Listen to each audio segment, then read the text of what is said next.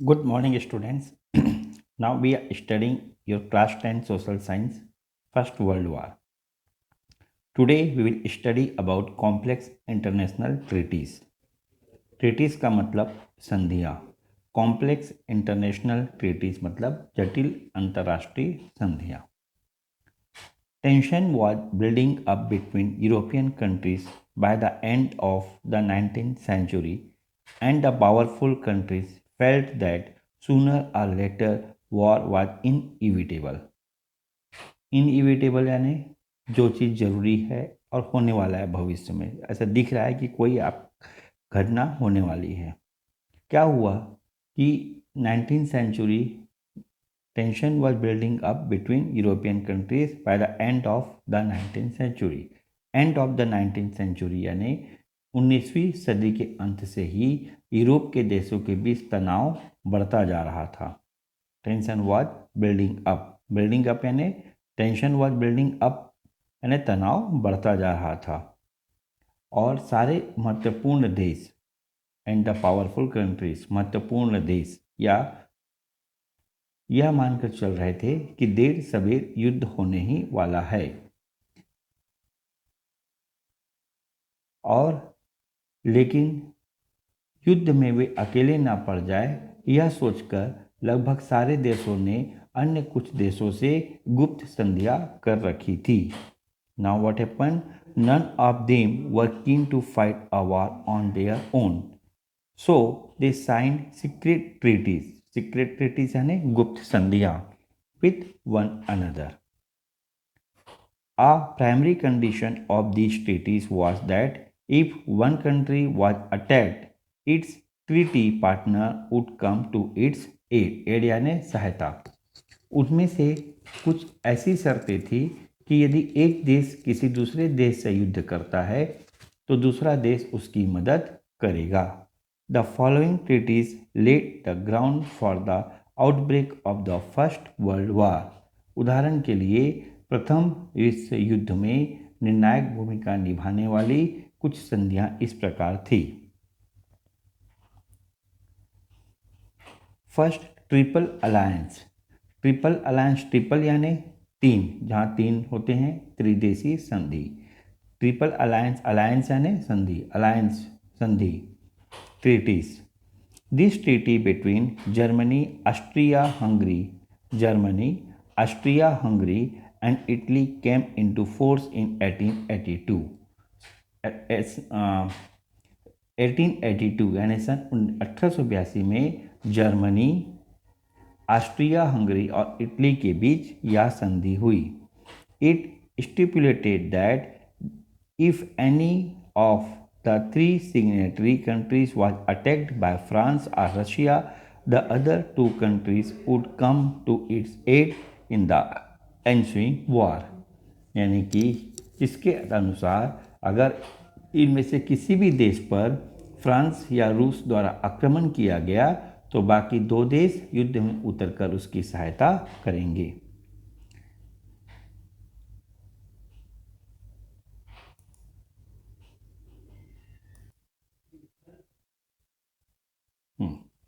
Now triple ऑन्टॉन्ट. बेटा इसकी स्पेलिंग है ENTENTE, लेकिन यह एक फ्रेंच वर्ड है.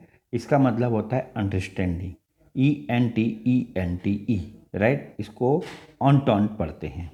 ट्रिपल ऑन्टॉन्ट मतलब, ऑन्टॉन्ट का मतलब अंडरस्टैंडिंग, राइट, इंग्लिश में.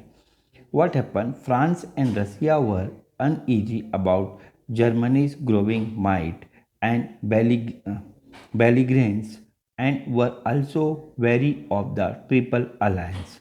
क्या हुआ कि इसको बोलते हैं ट्रिपल ऑन्टेंट यानी त्रिदेशी समझौता, अंडरस्टैंडिंग या समझौता. जर्मनी, ऑस्ट्रिया और इटली की संधि के द्वारा रूस और फ्रांस को अलग अलग पड़ने का खतरा था, राइट. ग्रोइंग माइट, माइट यानी ताकत. जर्मनी, देखिए जर्मनीज ग्रोइंग माइट, बढ़ती हुई ताकत. एंड बेलिग्रेंस, बेलिग्रेंस मतलब होता है लड़ाकू प्रकृति, राइट, जो प्रवृत्ति जिनकी लड़ने की होती है. तो इससे क्या हुआ, जर्मनी, ऑस्ट्रिया और इटली की संधि के द्वारा यानी ये अलायंस के द्वारा रूस और फ्रांस को अलग अलग पड़ने का खतरा था, right. At the same time Britain was worried about Germany's mounting naval strength, और दोनों जर्मनी की बढ़ती ताकत और आक्रामकता से चिंतित थे। बेलिग्रेंस यानी आक्रामकता। और क्या हुआ, ब्रिटेन भी जर्मनी की नौसैनिक ताकत यानी जर्मनी की नौसैनिक ताकत यानी नेवल स्ट्रेंथ से चिंतित था। वरीड यानी चिंता होना, राइट, हाँ, चिंता होना। So the three countries entered into an agreement in 1907, the condition being that if any one of them was attacked by an enemy country, the other two would come to its assistance.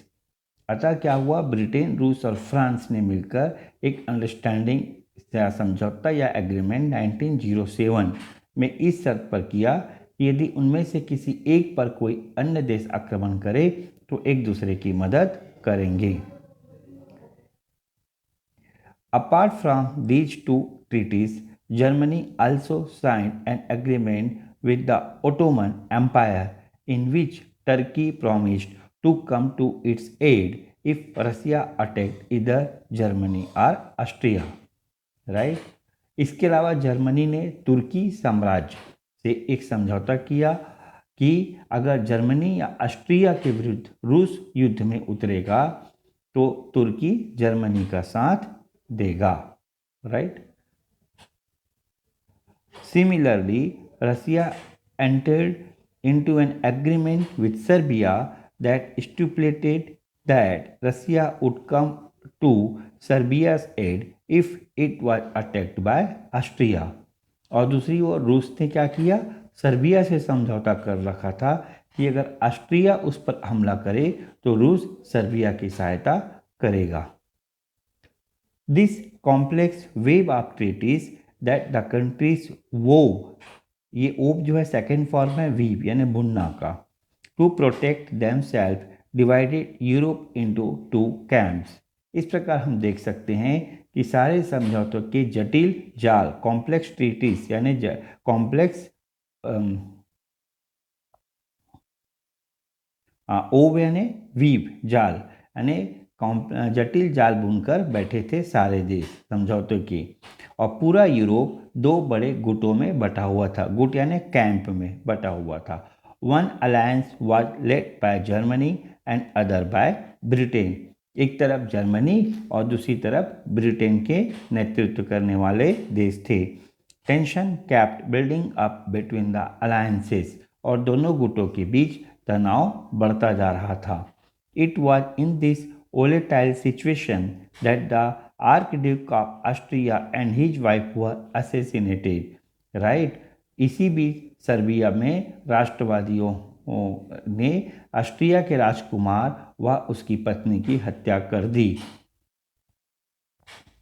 The assassination यानी murder, killing, हत्या, ठीक है, provided Austria with an excuse to attack Serbia, और अब Austria को Serbia पर हमला करने का मौका मिल गया।